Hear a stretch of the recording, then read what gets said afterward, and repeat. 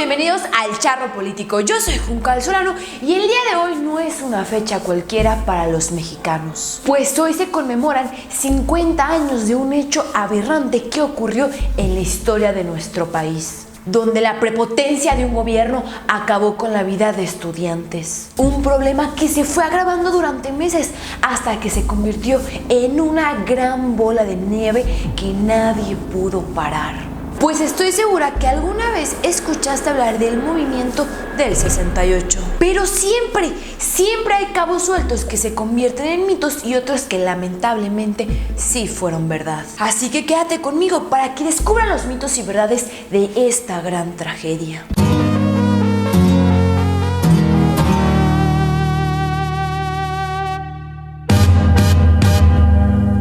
El movimiento fue una rebelión. Mito. Los estudiantes reunidos en Tlatelolco el 2 de octubre de 1968 no habían bloqueado ninguna calle o habían hecho alguna rebelión, como así lo aseguró el gobierno de Díaz Ordaz. Pues en aquel tiempo hacer una manifestación requería de gran valor por las consecuencias que esto podría traer. Los estudiantes no retaron a los policías ni aventaron ninguna cosa hiriente hacia ellos. De acuerdo con algunos testigos, la concentración era relativamente pequeña y por tal motivo no era necesaria la llegada del ejército. No solo fue el ejército, ¿verdad? A pesar que la cantidad de estudiantes era mínima, por lo menos dos contingentes participaron en el operativo. Uno vestido de civil, que fue identificado como el Batallón Olimpia del Estado Mayor Presidencial. Su finalidad era detener a los líderes del movimiento. El otro contingente, cuyos miembros portaban el uniforme militar,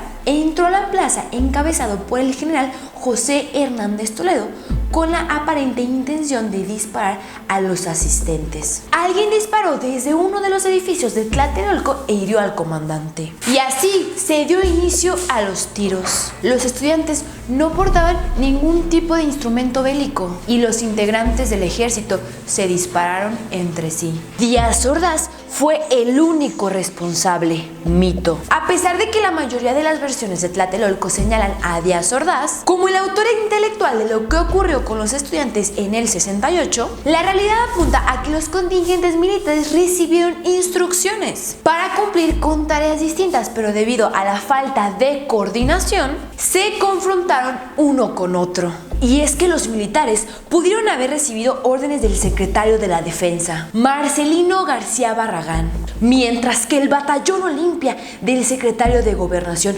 Luis Echeverría, quien aún vive y cobra como bendito. No se sabe el número de fallecidos, ¿verdad? Uno de los mitos más grandes de este hecho, que ha sido por mucho tiempo la cantidad exacta de cuántos estudiantes perdieron la vida en este movimiento. Un reportaje del diario británico The Guardian dio a conocer que eran 325 fallecidos, aunque posteriormente disminuyó la cifra a 250. Por su parte, el gobierno mexicano solamente identificó a 34 muertos, mismos que están en una lápida en la Plaza de las Tres Culturas. Y así, a 50 años seguimos sin saber la realidad, de saber exactamente cuántas personas perdieron la vida, y todo parece indicar que este secreto se lo llevarán a la tumba. Nadie se enteró, ¿verdad? Ustedes podrían afirmar que me volví loca si afirmo que ante un hecho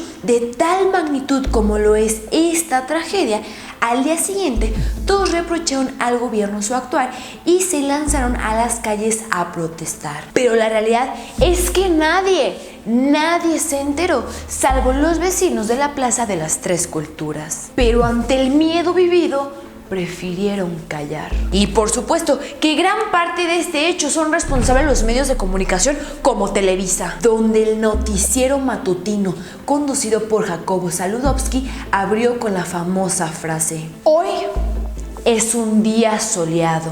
Es decir, todos prefirieron hablar del clima, de lo que había sucedido una noche previa. Y así, desapareció esta tragedia durante mucho tiempo. La CIA metió las manos, ¿verdad? Para nadie es un secreto que por lo menos casi 100 años Estados Unidos está metido con todo y narices en la política mexicana. Y el 68 no fue la excepción. Tan es así que precisamente se reveló que el presidente Díaz Ordaz se encontraba en la nómina del organismo estadounidense. Era una época turbia, donde había pánico en Estados Unidos por la propagación del comunismo, que los llevó a meter las manos para derrocar a gobiernos como el de Chile. Pero lo que aún no es claro es el sentido de la participación de la CIA. Pues una versión es que los estudiantes fueron manipulados por el gobierno de Estados Unidos para derrocar el gobierno de Díaz Ordaz, pues consideraban que él y su partido podrían ser una amenaza comunista. La otra versión que se maneja es que el ataque hacia los estudiantes fue sugerido por la CIA, pues consideraban a los estudiantes como una amenaza comunista. La tragedia canceló las Olimpiadas. Mito. Las Olimpiadas se llevaron sin ningún problema el 12 de octubre como si nada hubiera pasado. Y todos felices aplaudiendo la inauguración, en especial Díaz Ordaz. Hoy, 12 de octubre de 1968, declaro inaugurados los Juegos Olímpicos de México, que conmemoran la 19ª Olimpiada de la era moderna. De hecho, fueron las primeras Olimpiadas televisadas y consideradas las mejores de la historia, por la cantidad de récords que fueron rotos. Inmediatamente después de la represión estudiantil, el gobierno borró todo rastro y huella. No hubo evidencia para los atletas y periodistas que llegaron a cubrir el evento. Nadie supo, nadie vio nada. Con la de Tlatelolco se acabó la represión estudiantil. Mito. Como si no hubiera sido suficiente lo que sucedió en la Plaza de las Tres Culturas, apenas 3 años después, durante el gobierno de Luis Echeverría, sucedió otro trágico evento al que le llaman el Halconazo. Fue muy similar al del 68, pues otra vez alumnos de la UNAM salieron a las calles para manifestarse, entre otras cosas, por el fin de la represión estudiantil. Fue el 10 de junio de 1971 cuando un grupo de choque entrenados por la CIA reprimió feamente a los universitarios, dejando un saldo de más de 100 muertos. Es poco recordado este evento, pues si en el del 68 tuvo poca información, ahora imagínense con este. Toda la prensa se vendió. Mito. Ya hablamos cómo es que Televisa ocultó todo tipo de información en relación a este movimiento. Pero ojo, no toda la prensa estuvo del lado del gobierno. Lo que sucedió fue que luego de la noche fatídica del 2 de octubre, los periodistas acudieron a cubrir la situación, pero muchos fueron detenidos, les fueron confiscados sus rollos fotográficos y todo su material. Algunos fueron incluso desvestidos y heridos. Los detenidos fueron encarcelados y enviados a campos militares de detención. Años después se hizo justicia. Mito. Apenas en 2005 la Fiscalía Especializada en Movimientos Sociales y Políticos del Pasado pudo iniciar la solicitud de aprehensión a los responsables de dicha tragedia y se logró su reconocimiento como genocidio. Sin embargo, no se logró un verdadero juicio que arrojara pruebas definitorias de culpabilidad. Nada que nos sorprende en realidad, pues en México se hace y se deshace y pocos terminan en la cárcel. Vamos, Luis Echeverría está cobrando su pensión muy a gusto con elementos del Estado Mayor Presidencial a su servicio. Una institución que, como vimos, se llenó las manos de sangre. Libros de texto incluirán el movimiento Verdad.